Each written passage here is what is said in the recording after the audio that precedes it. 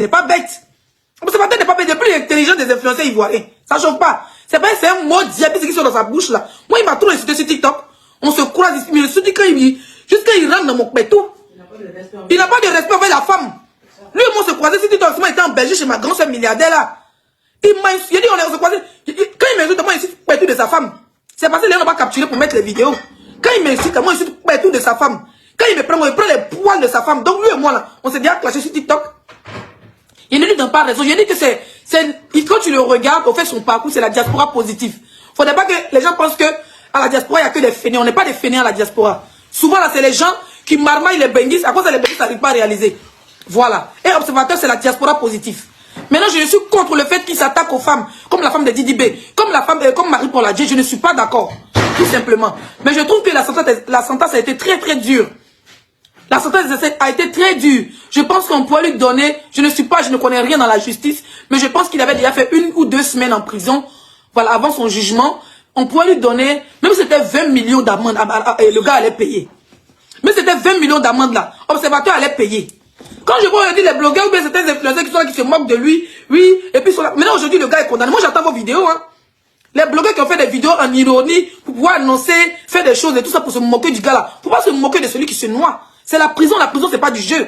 Vous êtes moqué de lui il y a quelques jours. Aujourd'hui, il a été condamné à 6 mois de prison. Est-ce que vous savez ce que c'est? Vivre dans le luxe, vivre dans le froid, vivre en Europe et puis aller en Afrique. Aller faire encore la prison en Afrique. Est-ce que vous connaissez ce que c'est? Est-ce que vous savez ce que c'est? Vous savez ce que c'est au moins? Vous prenez ça pour faire amusement. Ok, c'est le buzz, c'est amusement. Maintenant là, il est condamné. Moi, j'attends les vidéos. Hein. J'attends les vidéos des gens qui sont moqués de l'observateur là. J'attends vos vidéos. Qu'est-ce que vous avez à dire au gouvernement? Ou bien qu'est-ce que vous avez à dire à la justice ivoirienne? Quel est le pardon quand tous les blogueurs, tous les influenceurs doivent se mettre ensemble pour demander pardon à Marie-Paul Adjé? On doit vous asseoir pour vous moquer des gens là. Parce qu'il y a des gens là, tellement qu'ils sont, ça veut dire qu'ils sont dans quoi d'Ivoire, ils ne savent pas ce qu'ils cherchent dans quoi, ils ne savent même pas ce qu'ils sont en train de chercher. Pour eux là, tout pour eux, rien pour les autres. Ils sont prêts même que tous les influenceurs n'ont qu'à mourir et ils vont rester. Hein? Ils sont prêts que tous les influenceurs n'ont qu'à mourir. Sur les réseaux sociaux, chacun a sa chance.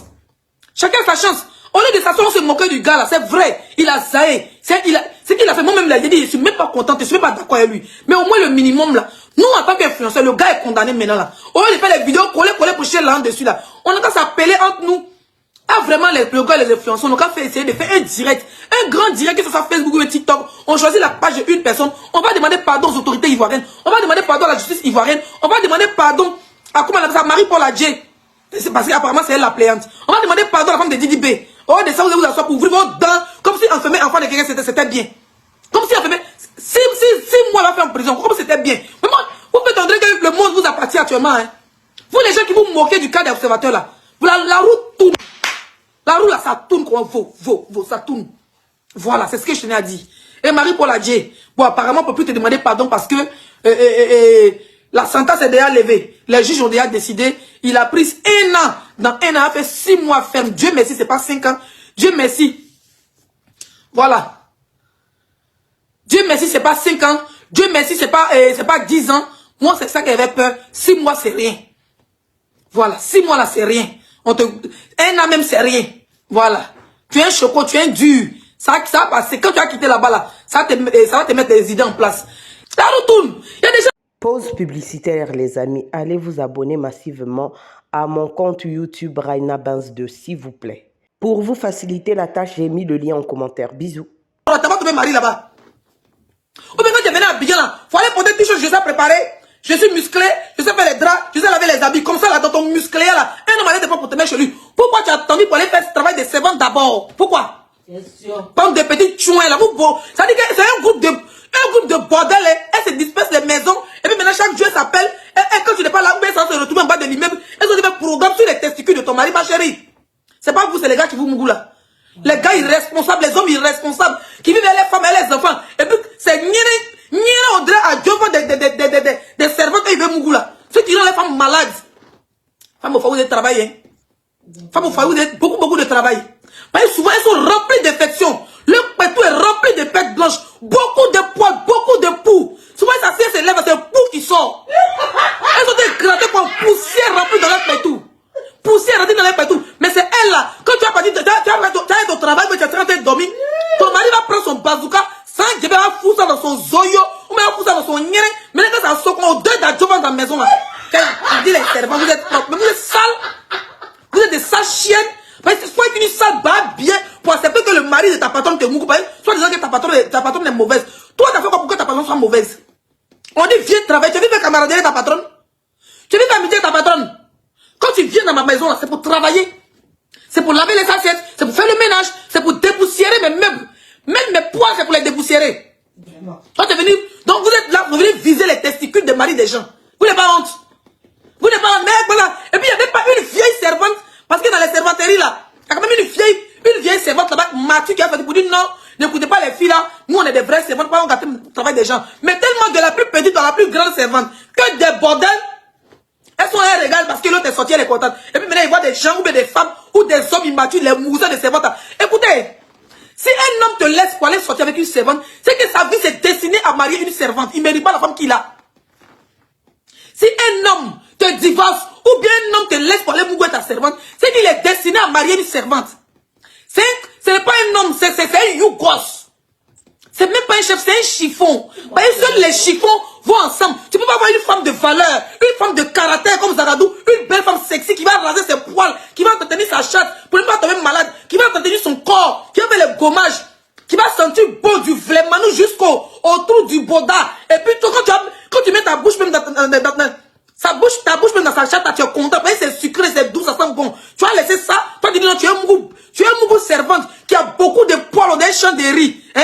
Mais les moustiques dedans, quand tu bouffes comme ça là, au deuil de pétou, prends la chambre. Toi tu vas prendre ton bangala pour aller mettre là-bas. Mais le gars c'est un maudit. Lui il est décidé, quand tu l'attends comme ça là, tu le laisses faire la servante. Il est décidé à marier une servante. Il ne te mérite pas ma chérie. Du coup, ce n'est même pas vous les hommes là, les femmes là. Les gars qui mourent les servantes, c'est les plus maudits de la terre. Voilà. Moi, je préfère que mon mari, mon homme, ou bien l'homme qui est serré là, ou bien le mari de mon abonné. Je préfère que mon abonné vienne me dire, laissez mon mari me trompe à une fille dehors, que mon mari me trompe à une servante. Je préfère quand même donner de l'argent pour dire, chérie, voilà préservatif. Va au chouin, va chez les bordels là-bas, mougou là-bas, là-bas au moins ton mari va se protéger. Mais les servantes, pour rien du tout. Parce que ton mari va donner un morceau de viande dans la sauce. Ou bien il va donner peut-être 1000 francs, même 2000.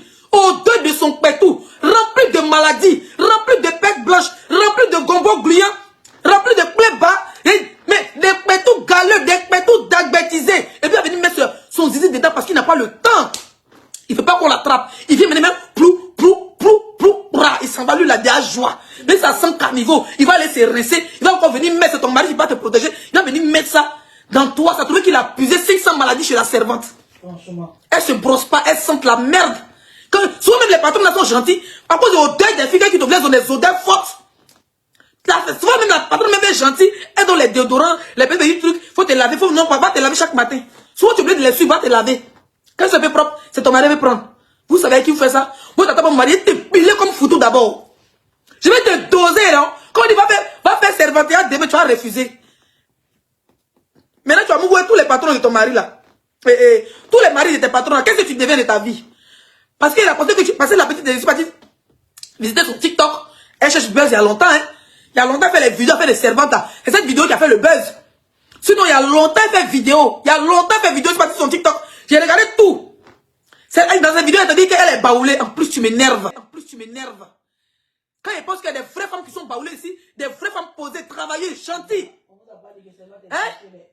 Faut pas lire les commentaires, s'il te plaît. Hein? Des vraies femmes baoulées, quand on les voit, tu dis oui, tu es content.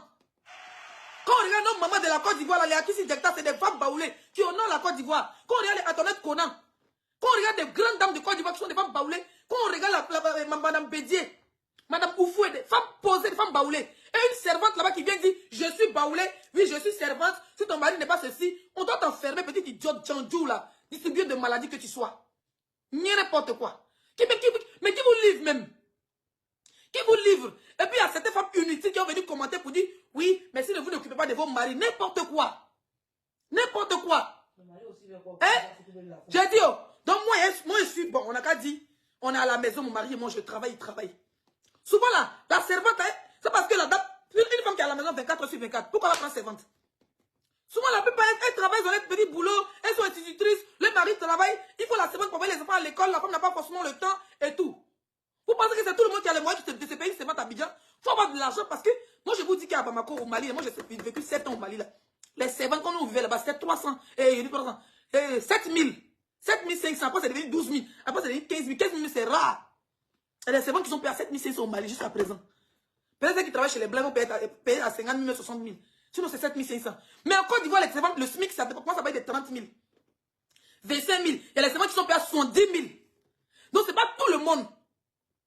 C'est pas tout le monde qui est fait pour payer servante. D'accord? Donc, quand tu quittes au village, ou bien tu n'as pas encore dormi, une femme te loge, elle te nourrit, et puis elle dit que souvent, il y a des patrons là même, elle doit finir de manger d'abord avant que tu manges. Mais tu voulais quoi? C'est ta nourriture? C'est ta nourriture? Tu es venu manger des gens, c'est ta nourriture? Ah, mais sérieux, tu viens pour travailler, tu finis de préparer, il faut que tes patrons mangent. Même en Europe, c'est comme ça. Au Maroc, il faut demander, toi, la petite servante de merde qu'on a. Il faut demander à tes collègues qui sont dans les pays maghrébins, au Liban, ou bien au Maroc même. Demande-les comment ils vivent là-bas. Tant que les patrons ne dorment pas, ils ne mangent pas. Tant que les patrons n'ont pas fini de manger là, ils ne mangent pas. Encore une fois, vous prenez les servants d'Abidjan là. Mais vous prenez, hein. Non, sérieusement, vous prenez même. Demandez au Maroc, demandez aux servants qui sont, comment on appelle ça dans les pays là, ouais, derrière le Liban là-bas là. Vers le Qatar là-bas là. Koweït, demandez les filles là, comment elles galèrent là-bas. Souvent, mes abonnés même qui sont là-bas, quand les patrons ne dorment pas, quand les patrons dorment, même quand ils viennent faire bérer un peu. Les vraies servantes qui connaissent leurs valeurs là, c'est les servantes de Qatar, Maroc, Tunisie. Elles ne descendent pas, même pas le soleil. C'est quand le patron les donne le week-end qu'elles descendent, ça va faire leur foyer. Elles n'ont même pas le temps. D'autres belles filles ne font foyer, on dit que les maris sont d'autres gars. Vous êtes à Abidjan là-bas, vous êtes dans votre pays, il fait beau temps, il pleut, il fait chaud normal. Et les filles qui sont dans le froid là-bas, qui ont la main dans l'eau toute l'année. Toute l'année, ils ont la main dans l'eau. Quand les patrons finissent pas de manger, mais toi tu te plains de la nourriture. Toi tu te plains de la nourriture. Vous ne tenez pas qu'il pour aller écarter là-bas là. Toi tu as besoin de la nourriture. Donc moi dans ma maison, il n'y a pas encore manger. Toi tu veux manger quoi? Dans ma maison, tu n'as pas mon riz, mes enfants ne peuvent pas manger. Mon mari n'a pas manger, moi je n'ai pas manger.